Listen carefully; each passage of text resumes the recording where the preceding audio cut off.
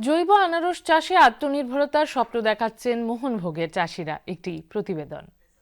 সিপাহীজলা জেলার মোহনভোগ এলাকার কৃষকদের হাতে জৈব পদ্ধতিতে আনারস চাষ আজ হয়ে উঠেছে আত্মনির্ভরতার নতুন পথ।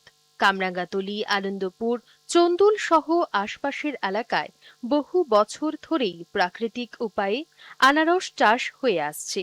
প্রথমে ঘরোয়া চাহিদা মেটাতে আনারস ও আম দিয়ে জ্যাম, জেলি ও কোয়াশ তৈরি করলেও পরে ফার্মার প্রডিউসার কোম্পানি গড়ে তুলে বাণিজ্যিকভাবে উৎপাদন শুরু করেন চাষিরা।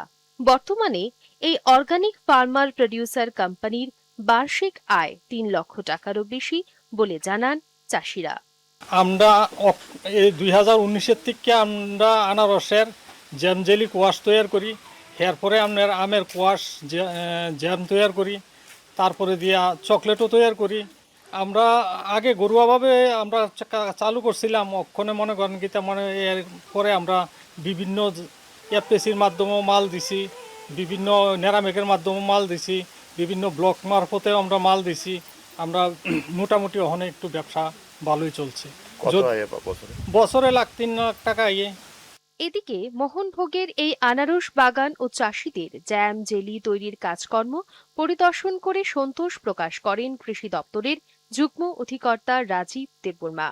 তিনি এখানে নির্মীয়মান প্রসেসিং ইউনিটটিও ঘুরে দেখেন।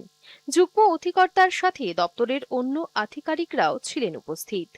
মোহনভোগ অর্গানিক ফার্মার প্রডিউসার কোম্পানি একটা তৈরি করা হয়েছে এখানে আন্ডার এমওবিসিডিএনইআর স্কিমের, ভারত সরকারের।